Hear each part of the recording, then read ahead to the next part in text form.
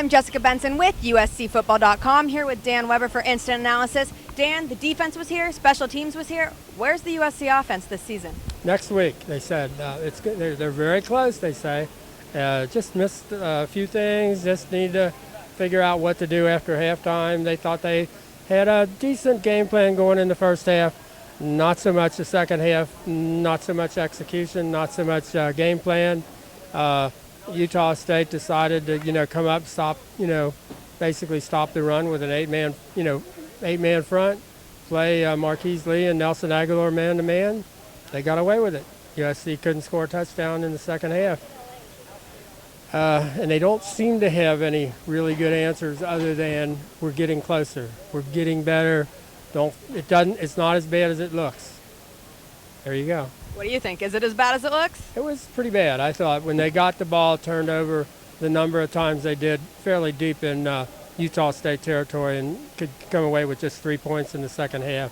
I don't think you can go ahead and beat good teams if all you're going to do, like in the Washington State game, the Utah State game, and basically get a field goal at the most in the second half. That's just not good enough. Again, they got 6 times in 7 games. They got shut out in the third quarter. Now, on a little bit of a happier note, the defense came out strong, as they have been in prior weeks. How is this defense holding the team together? Well, they're playing on every play. They're playing hard. They're playing fast. They did a terrific job against a really good athletic quarterback, Chucky Keaton, and against a team that hadn't played a lot of great opponents, but was one of the top offensive teams in the nation. And they just pretty much didn't let them. They let them have a couple of plays, which got them a couple of scores. And other than that, this USC defense really competed, and they didn't quit competing at the end, even though the USC offense couldn't take advantage of anything that they gave them. They just kept going back out there and shutting down Utah State.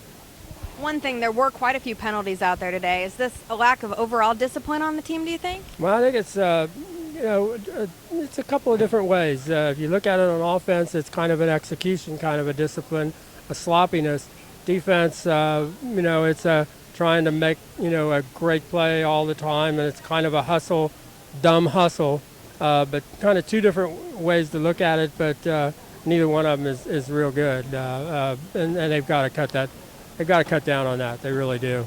We've got Arizona State next week. Clearly, probably going to be the biggest competitor we've faced this season so far.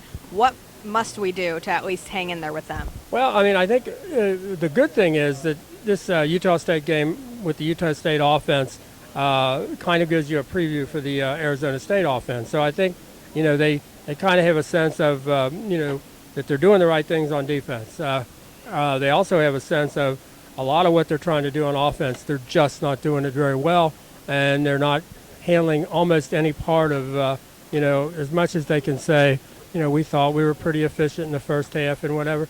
They still only scored 14 points, and so they have to get a lot better on offense. And they have to get a lot better quickly. Now, 2 years ago, that's the hope. I just talked to Hayes Pillard and said, that team started out just awful on offense, and finally it clicked in. This is what we have to do. This is how we have to do it.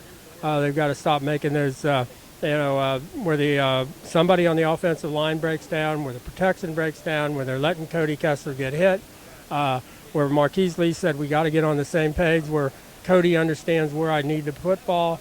We weren't that far off.